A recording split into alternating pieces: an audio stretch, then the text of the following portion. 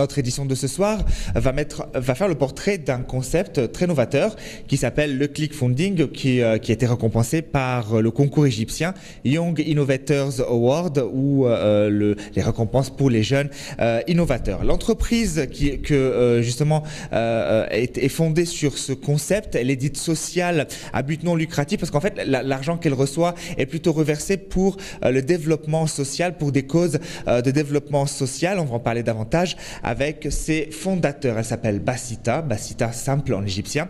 Bassita comme on aime bien le dire en Égypte, et puis aussi comme sa façon de faire. Ses fondateurs, Salem Massalha et Alban de Memnonville, et je commence avec Alban. Alban, bonsoir. Merci. Alban, si tu pouvais nous faire un portrait de Bassita, d'où vient le nom et quel est son concept? Bassita, c'est l'entreprise qui, en Égypte, a introduit le clickfunding. Le clickfunding, c'est se baser sur le plus grand nombre, sur la masse, pour arriver à des actions très concrètes sur le terrain. Le clickfunding se base sur le plus grand nombre. Imaginez que 1 million de personnes décident d'aider 200 personnes. Tout ça peut aller extrêmement vite si on a la masse. Imaginez par exemple, nous on a sélectionné une cause à Manchat Nasser. Imaginez 100 000 personnes qui souhaiteraient en aider 200. Ces personnes aujourd'hui peuvent se réunir sur les réseaux sociaux. Des choses qui n'étaient pas possibles il y a 10 ou 15 ans sont aujourd'hui possibles, et on a changé notre manière de diffuser des idées, de transmettre des messages. Ça, c'est possible aujourd'hui grâce à Facebook, grâce à Twitter, grâce aux sites de partage de vidéos. Imaginez que 100 000 personnes se réunissent sur un de ces sites et disent voilà, nous voulons apporter une cinquantaine de tables à des enfants de Manchat Nasser. Imaginez maintenant qu'une entreprise égyptienne, voyant que ces 100 000 personnes souhaitent tous la même chose, disent voilà, moi, en tant qu'entreprise, je vais payer pour ces tables. Ces 100 000 personnes seront toutes, à la fin, reconnaissantes face à cette entreprise d'avoir payé pour les tables. L'entreprise sera là pour réaliser l'objectif de ces 100 000 personnes. Aujourd'hui, on vit dans un monde économique où les entreprises ont besoin de plus que des produits. Elles ont besoin d'une image.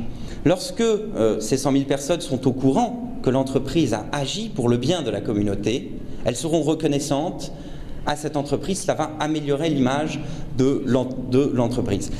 Si je résume, dans un tel schéma de clickfunding, tout le monde gagne.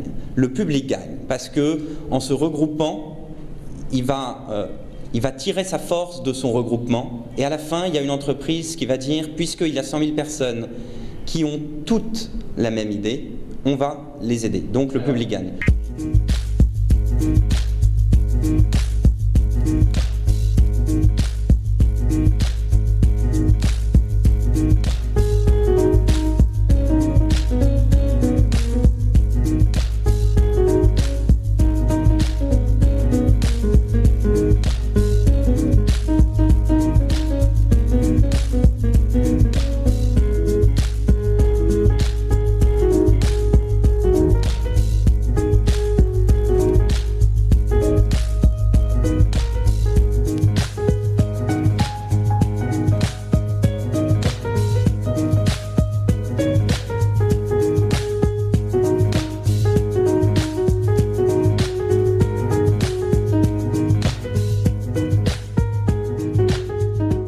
Si tu pouvais nous résumer le cercle, le mécanisme, on va dire, du clickfunding.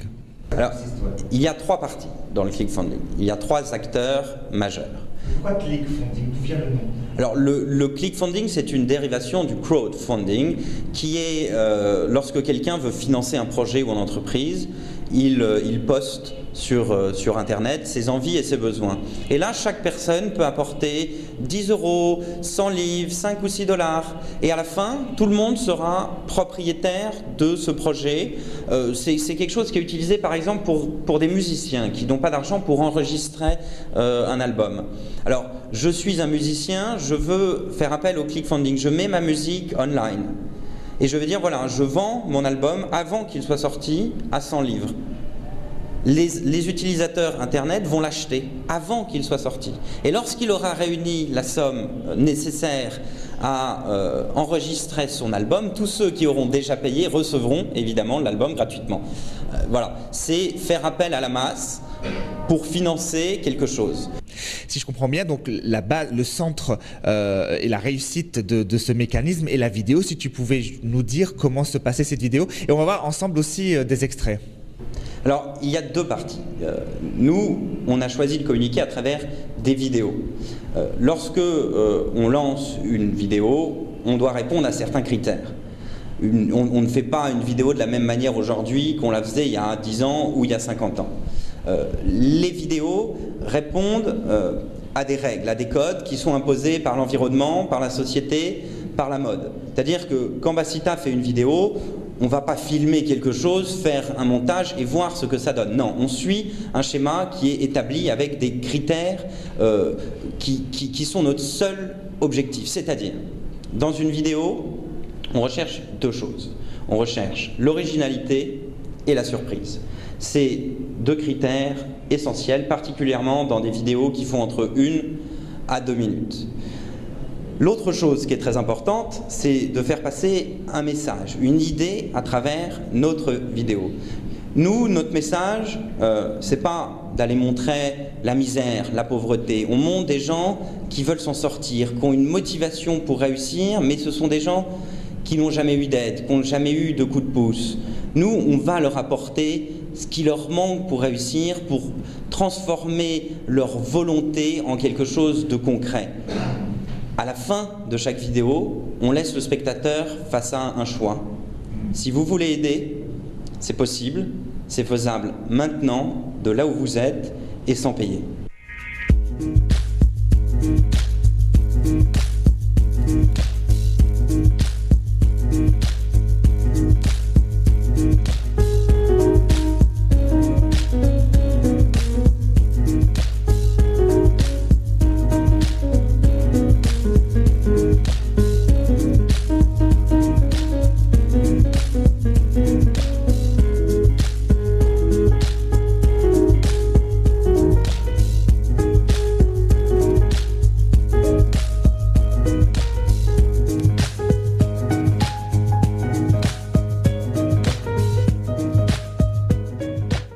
Bacita rend visibles les bonnes actions. Aujourd'hui, il y a des entreprises qui veulent aider. Il y a des entreprises qui ne font rien pour le bien de la communauté. Mais je crois qu'aujourd'hui, les gens commencent à être sensibles à cette responsabilité des entreprises. Et je crois qu'assez vite, les gens vont privilégier les entreprises qui aident plutôt que celles qui profitent.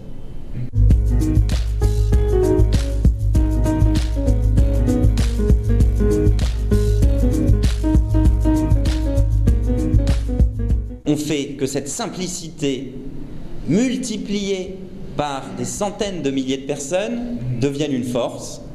Une petite chose peut devenir énorme, des causes simples pour de grandes avancées.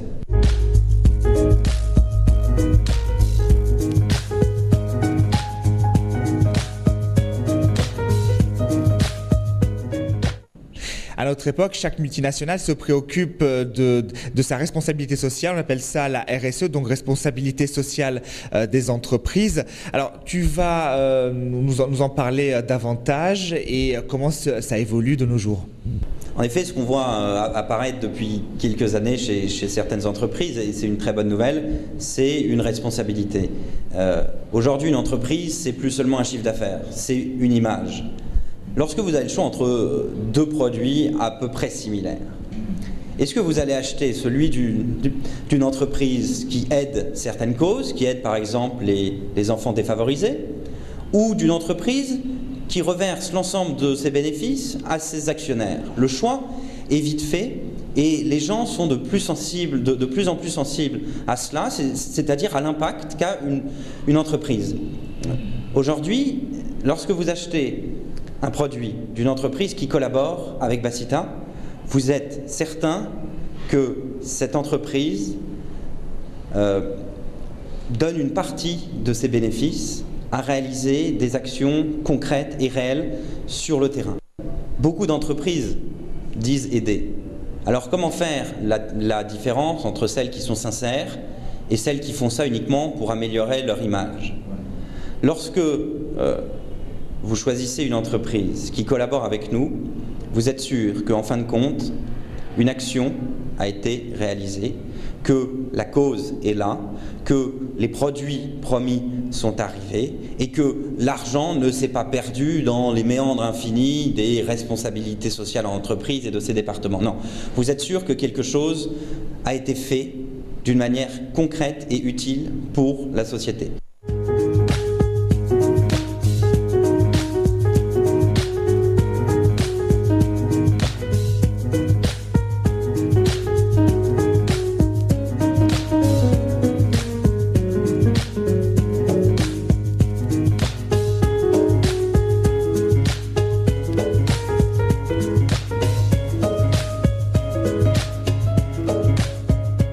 Soyons clairs, si les entreprises se lancent dans des bonnes actions, ce n'est pas parce qu'elles le souhaitent, c'est parce que leurs clients le demandent. Parce qu'aujourd'hui, lorsqu'on achète tel ou tel produit, on veut avoir un impact positif sur la société. Lorsqu'on utilise un ordinateur, une télévision, on sait qu'on pollue, on sait qu'on abîme quelque part soit la planète, que voilà.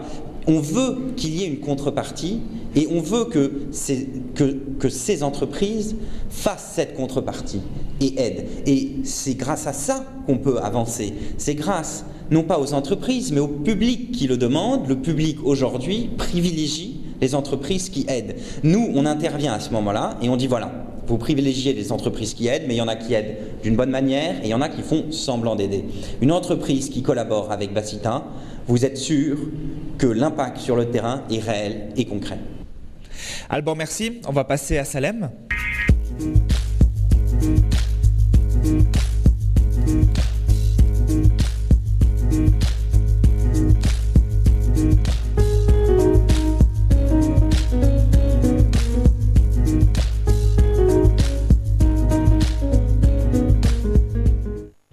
Salem, donc vous êtes au service des causes pour le développement social hein, et vous aidez les entreprises, vous aidez les ONG à mieux communiquer et justement